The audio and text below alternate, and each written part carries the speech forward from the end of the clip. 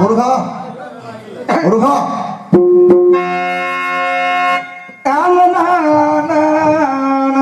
காலையில தரமாட்டேன்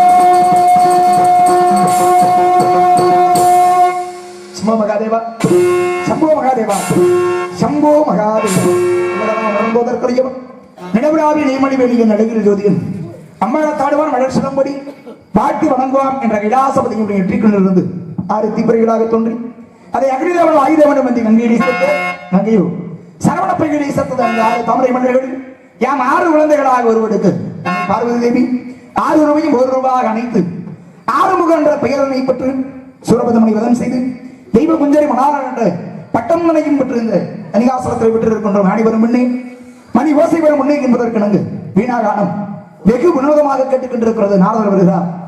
அது அருவி சற்றே எதிர்பார்ப்பதற்கு முன்பதாக தன்னுடைய சபையின் வெளியேறிய தூவன் மதிசூடி காடுடைய சுடலை பொடிபூசியின் உள்ளம் கவர்கள் என்னுடைய மனவான் உன்னை நான் மணிந்தே தருள் செய்த வீருடைய பிரமாபுரம் மேபிய பிரம்மான் இவன் நன்றோ என்று வாடினாரே இந்த கைலாசபதியினுடைய மனையாள் ஆத்தாளை அபிராம வள்ளி அண்டமெல்லாம் பூத்தாளை காதலம் என்று பார்த்தால் இந்த புவியிடங்க காத்தாளை என்று வாழ்நாள் மேற்பட்ட ஆதிவராசக்தி வணங்க வேண்டும் என்று பார்த்தார்.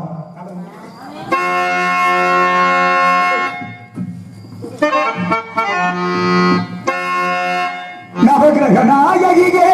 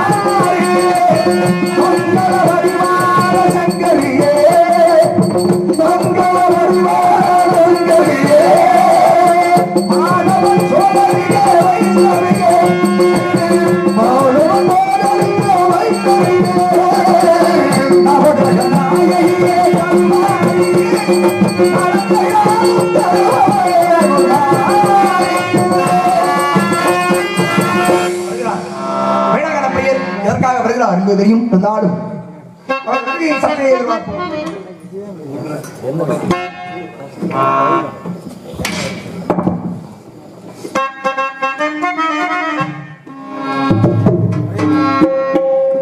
சந்தனம் மணக்குதே, கற்பூரம் ஜொலிக்குதே, வெண்டையடி கோயில் நன்மையிடம் நடக்குதே.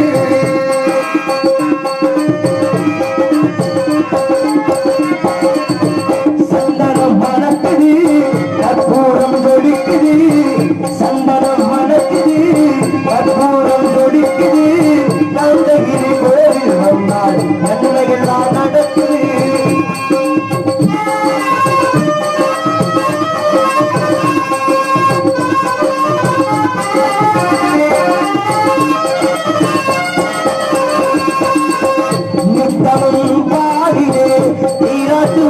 பச்சை நிறத்திலே பட்டாரை நாசுத்துவோம்.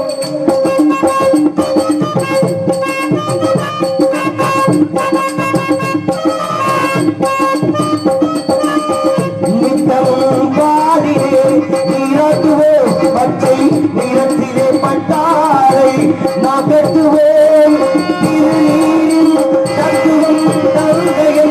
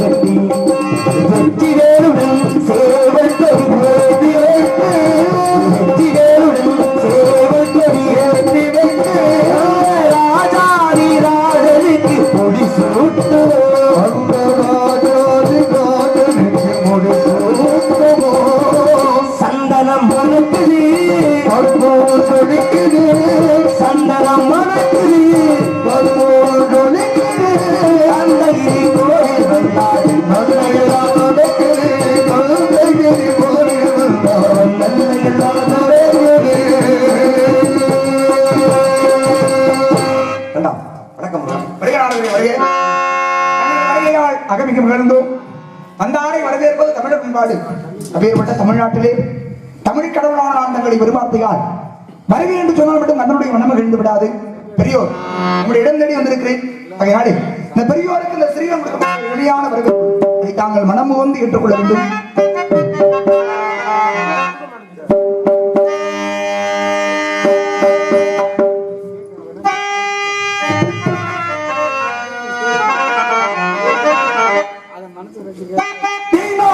பிரியரே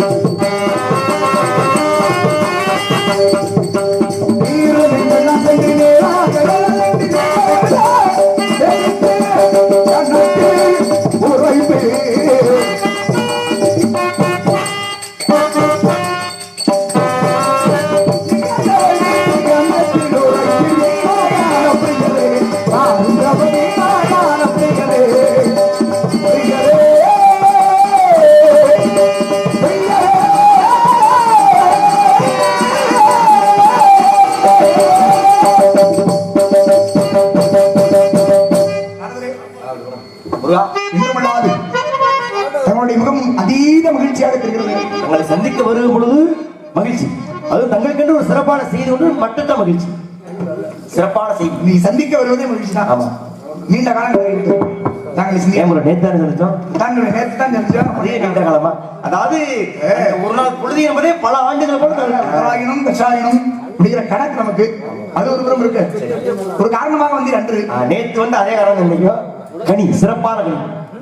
கனி, ஆமா, கனி என்றாலே பிடிக்கவில்லை. எனக்கு பிடிக்கும் அது தெரிஞ்சுதான். ஆனா கனினா எனக்கு ரொம்ப பிடிக்கும்.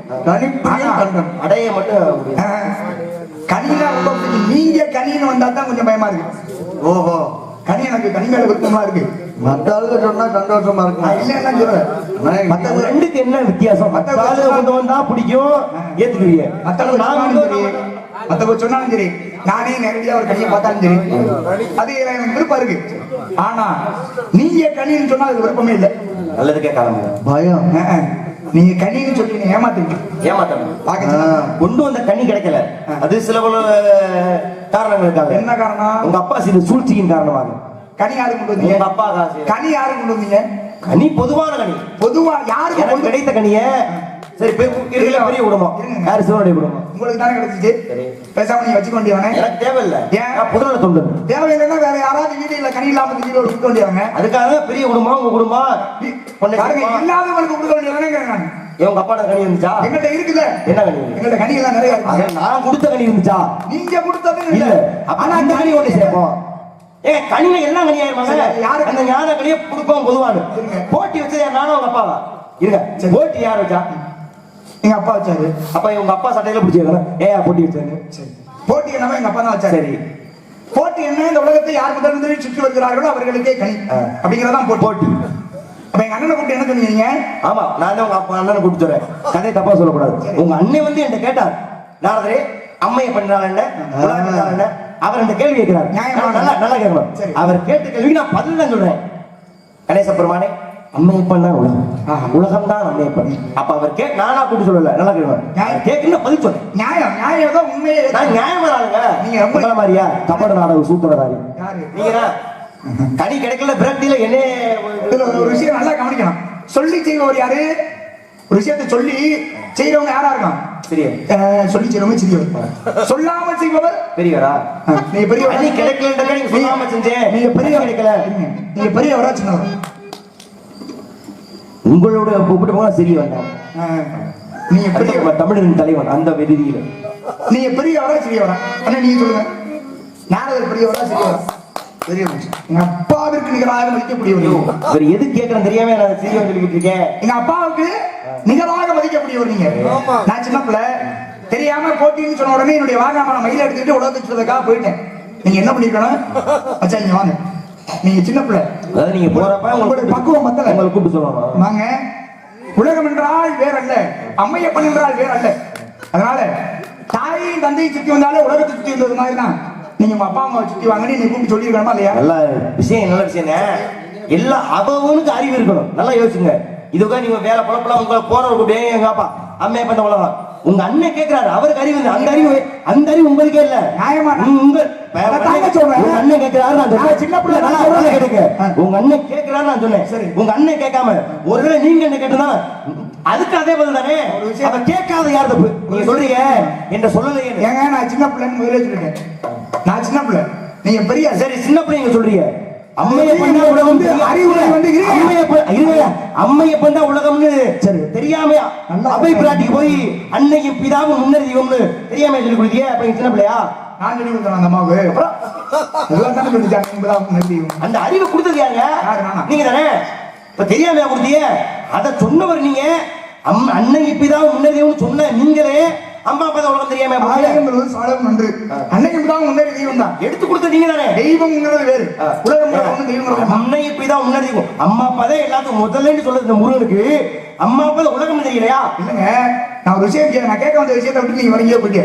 நான் எந்த ஒரே அர்த்தம் இப்ப நீங்க சொல்றீங்கல்ல என்னை கூப்பிட்டு சொல்லி இருக்கணும்னு. இத சொன்னவருக்கு ஏன் கூப்பிட்டு சொல்ல வேண்டிய அவசியம் என்ன? நல்லா சத்தம் புரியல. அவ எப்ப சொன்னான்னு தெரியுமா? அவையில மொத்தம் எத்தனை அவை இருக்காங்க? அது அவையில எத்தனை அவையில 3 அவை இருக்காங்க. உங்கள்ட்ட சொன்ன அவை தானே இதை சொன்னது. என்கிட்ட சொன்ன இந்த அவை சொன்ன புராணத்துல அவை வருது. சரி, சங்க காலத்துல அவை வருது. சங்க மருவிய காலம். புராணத்துல எனக்கு முதுமை வேணாம், இளமை இல்ல. நல்லா கேட்டுக்க. எனக்கு இளமை வேணாம், முதுமை தான் வேணும்னு கேட்டது என்ன? எனக்கு இளமை வேணாம், முதுமை கூட கேட்டது என்ன அவை? இந்த விஷயத்தை கவனிக்கணும். நான் முதல்ல ஆரம்பத்துல இருந்து ஒரு விஷயத்தை சொல்லி வரேன். புராண காலங்கள்ல ஒரு அவை.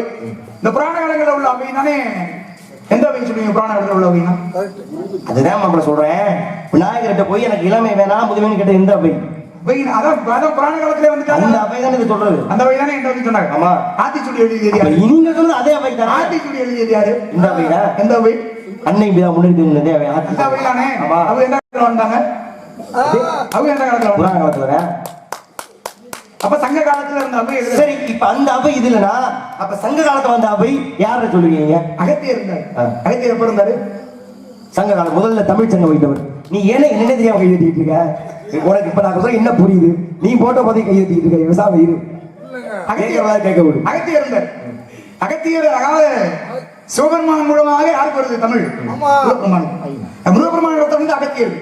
ஆக அவர்கள் சங்கம் வைத்து தமிழோட பெருமை உண்டு. அகத்தியர் இங்க இருக்காரு. ராமாயணத்துல அகத்தியர் இருந்தாரா இல்லையா?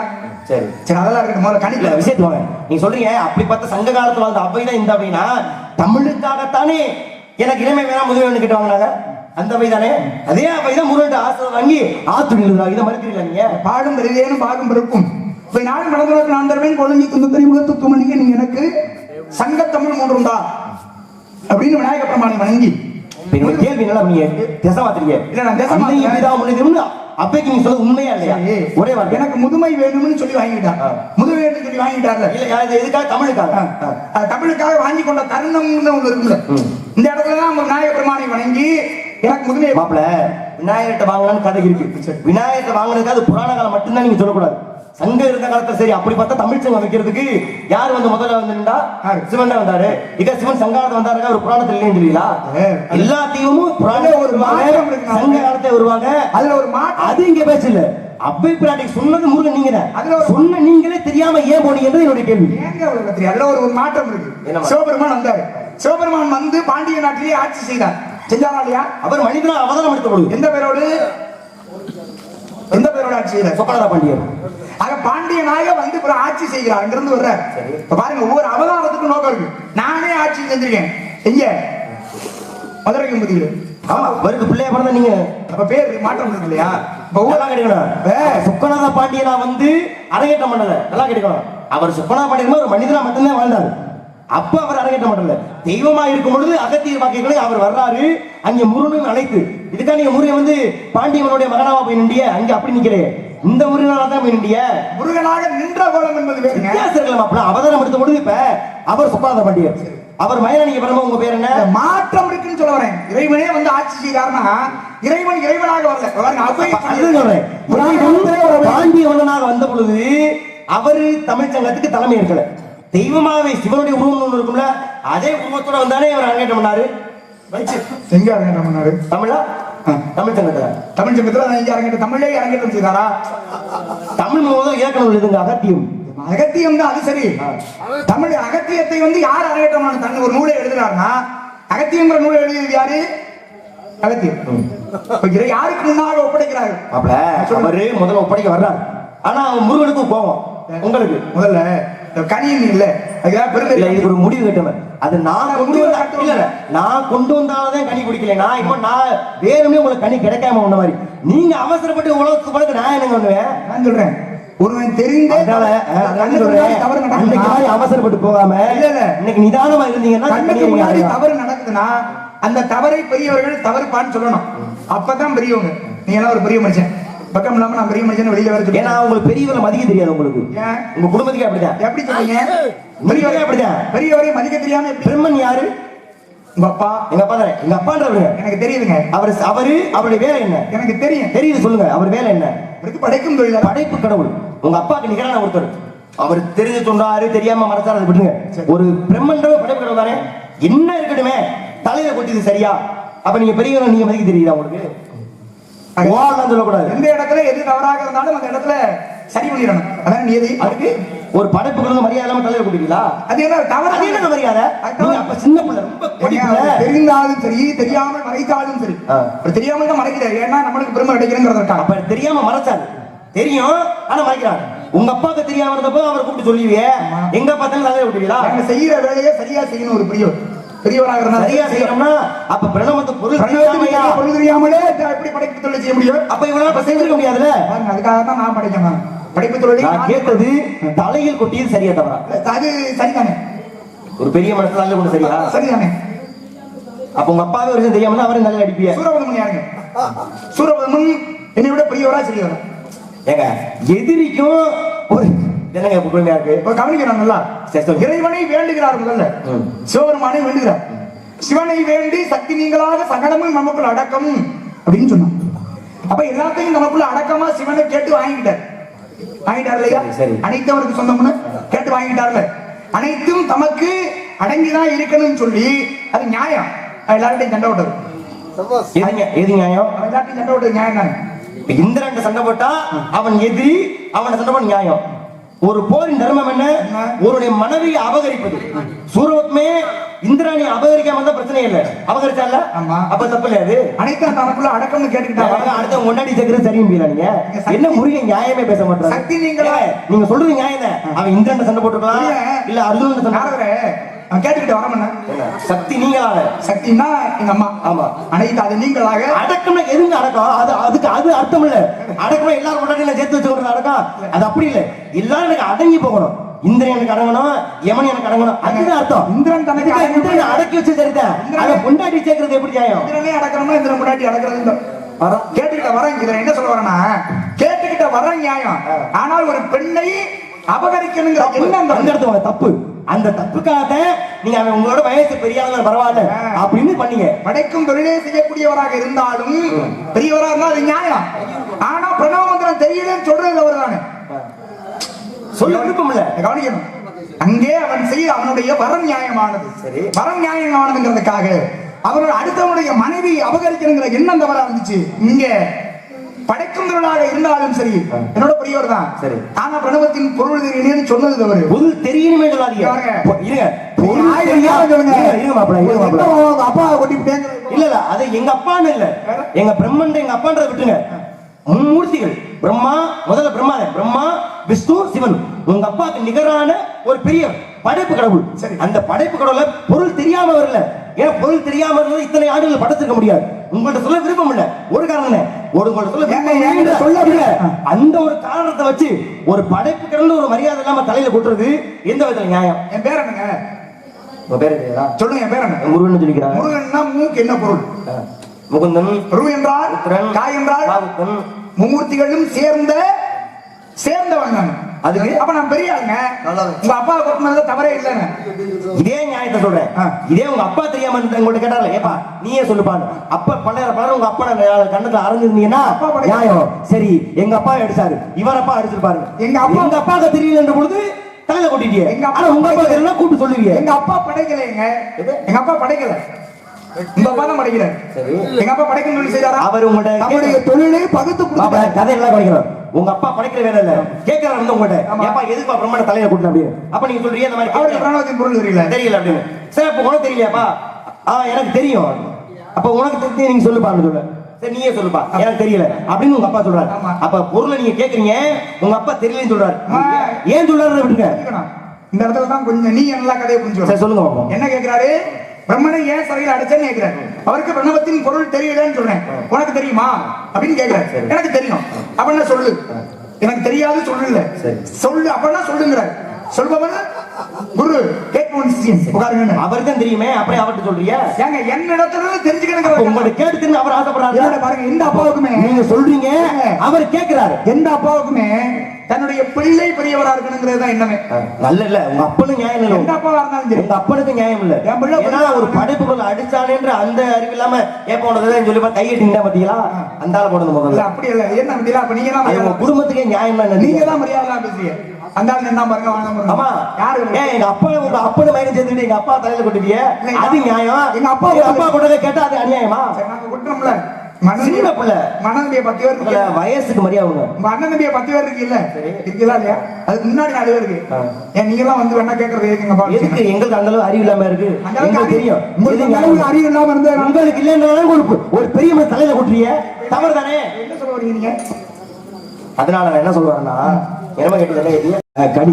அதனால ஆரம்பத்துல கொண்டு வந்து கனி கிடைக்காததுக்கு வேற யாரும் காரணம் இல்ல, நீங்க என்ன காரணம் இல்ல. இந்த கனி கிடைக்கிறதுக்கு நீங்க அதே மாதிரி அவசரப்படாம கபட நாடு சூத்திரதாரின்னு சொன்னீங்கல்ல, நான் இல்ல, நீங்க தான்.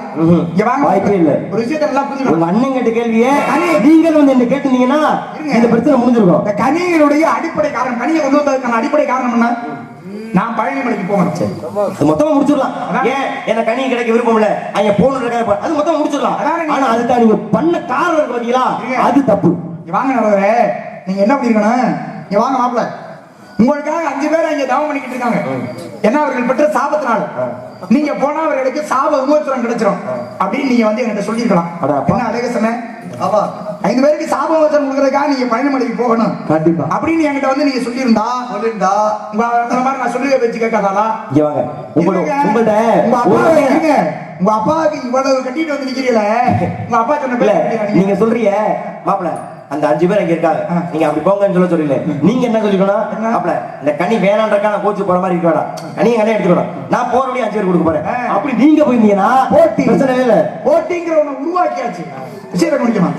போட்டிங்கிற ஒண்ணு உருவாக்கியதுனாலதான். போட்டி இல்லாமல் யாருப்பா வேணும்னு கேட்டிருந்தா போற மாதிரி போறேன் எங்க அண்ணனுக்கு கொடுங்க நானே சொல்லியிருப்பேன்.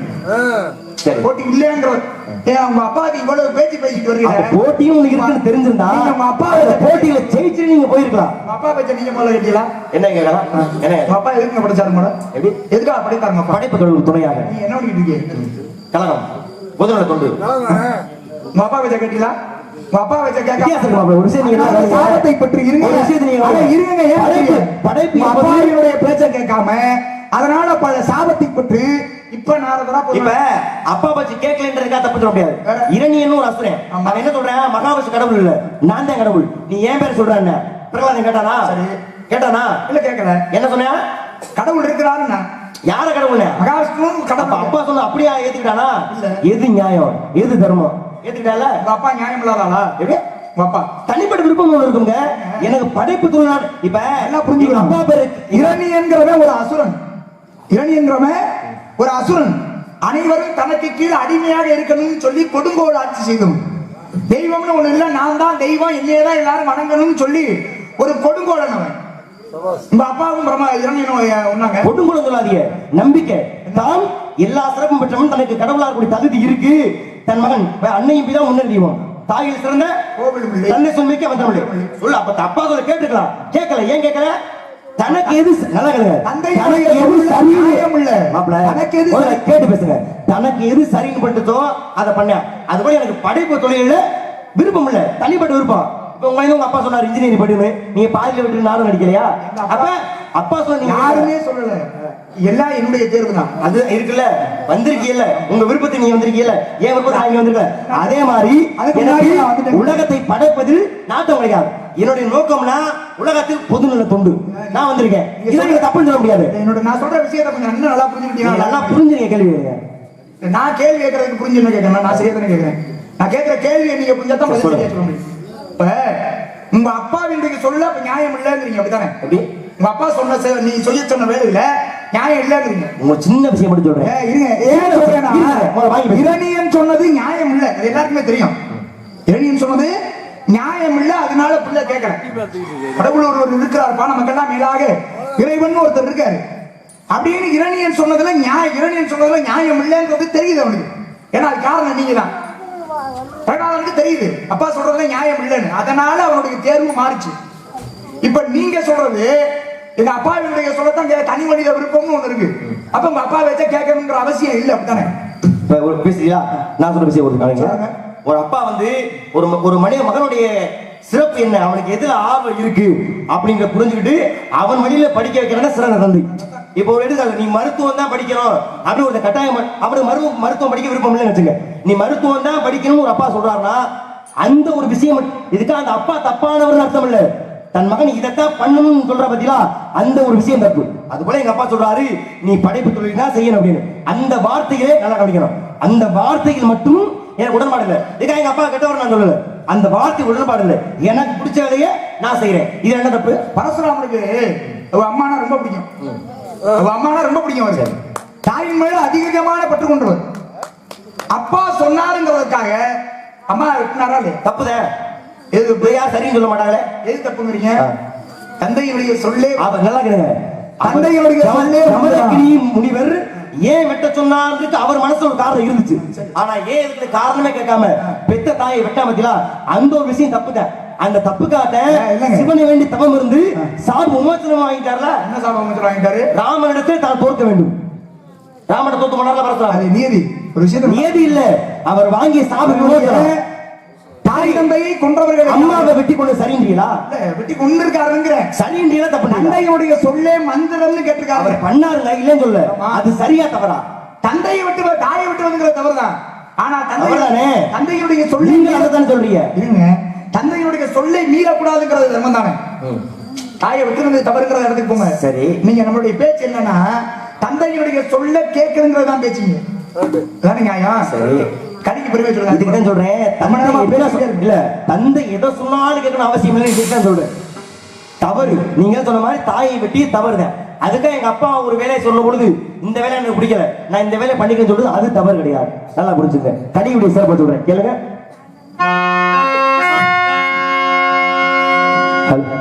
எப்போ முடியும்? எக்கோ எல்லாத்தையும் ஆமா, எப்படி கூட சொல்லுங்க. மங்கனிக்கும் தேன் கதறி மங்கனிக்கும் ஒரு பூங்கடிகை கண்டு மனம் உரிந்தே முருகா நாட்டனிலே அத்தனிகை அத்தனிகை கிட்டனே துஞ்சாமல் கொய்தமைத்துக் கொண்டு முருகா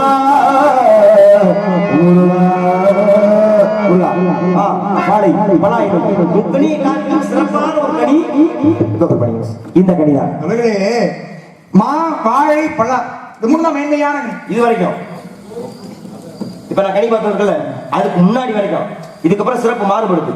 இதுக்கப்புறம் தான் அந்த 3 கனின்ற மாதிரி. ஓ, அப்ப இந்த உலகத்திலே மேன்மையானது எனக்கு மட்டும் பார்த்து வந்த கனியா? இதை விட மேன்மையான கனி இல்ல உலகத்துல எங்கேயும் பார்க்க முடியாது. என்ன கனி அது? என்னம்மா அப்படி சொல்றியா? ஒரு கடை தெருவுக்கு போறியா, ஒரு மாம்பழமே வாங்குறியா, சரி. என்ன உனக்கு எப்படி சாப்பிடுவியா? வாயில தான் கறி சாப்பிடுறாங்க. பெரிய கொண்டு ஒரு சில கழுவி அது உங்க விருப்பம். அப்படி கேளுங்க. இந்த கனி எப்படி சாப்பிடுங்க கேட்டா இன்னும் நீ சாப்பிடுங்க கையில எடுத்து வாயில சாப்பிடணும். ஆமா. ஆனா இந்த கனி அப்படி நல்லா கவனிக்கணும். வேற எப்படி? ஒரு தடவை தான் இந்த கனியை சாப்பிட முடியும். ஆனா இந்த கனி அவ்வளவு சிறப்பு. ஒரு நாளைக்கு நீங்க எத்தனை தடவை சாப்பிட விருப்பப்படுறீங்களோ அத்தனை தடவை சாப்பிடலாம். வளருமோ? இப்படிதாங்க இருக்கும். சுவையில் மாறுபாடு இருக்காது. அதான் சொல்றேன். இப்ப வாயில கடிச்சு சாப்பிடணும்னு வைங்களே, கடிச்சு அது சாப்பிட ஒரு கடிக்கிறீங்க இருக்காம இருக்கியா, அது கனியோடைய விருப்பத்தை பொறுத்து. என்ன கனியோடைய விருப்பம் அப்படின்னு ஆமாங்க. இப்ப கனி எடுக்கிறோம், கனியை கடிச்சு தான் சாப்பிடணும்னு யாரு விருப்பம்? ஏன் சாதாரண கனியோட ஒப்பிட்டு பாக்குறீங்க? கனியை அப்படி இல்லைங்க. மேன்மையான நீங்க எதிர்பார்க்காத அளவு திறமை தன்மை இந்த கனிக்கு இருக்கு. அப்ப அந்த கனிக்கு எவ்வளவு விருப்பம்லாம் அதுக்கு அதை சார்ந்ததுதான். ஆமா, அதை சார்ந்தது. இந்த கனிக்கு நீங்க சாப்பிடுறது பிடிக்கலன்னு சொல்லிடுச்சுன்னா நீங்க சாப்பிடக்கூடாது. அதே மாதிரி வலுக்கட்டாயமா சாப்பிடுவேன்னா கனி பேச அப்படித்தானே? அது உங்களுக்கு அப்புறம் இருக்கட்டும். ஆனா நீங்க சொல்றது எனக்கு நிறைய சந்தேகம்லாம் இருக்கு. கேட்கறேன் பாருங்க. சொல்லுங்க. சூப்பர் போனது.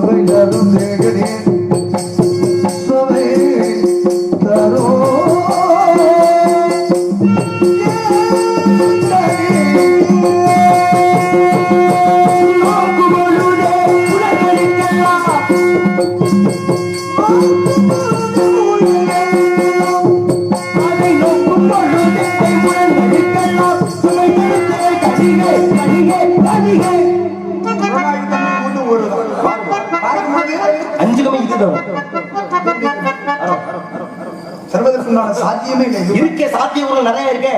ஏன் இல்லை இல்லை என்றே என் கூற வேண்டும். இப்ப இப்படி ஒரு கனி இருந்தால் நேரம்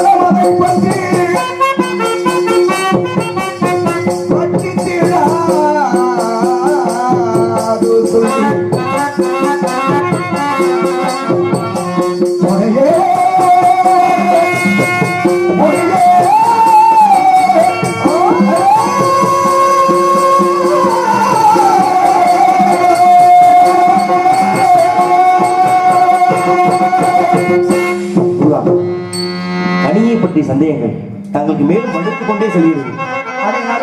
கண்டது கனியே அல்ல. அதிர்ச்சி பத்தியலா? ஏன் தங்களுக்கு அந்த சந்தேகம் கனி போல் தெரியவில்லை என்று?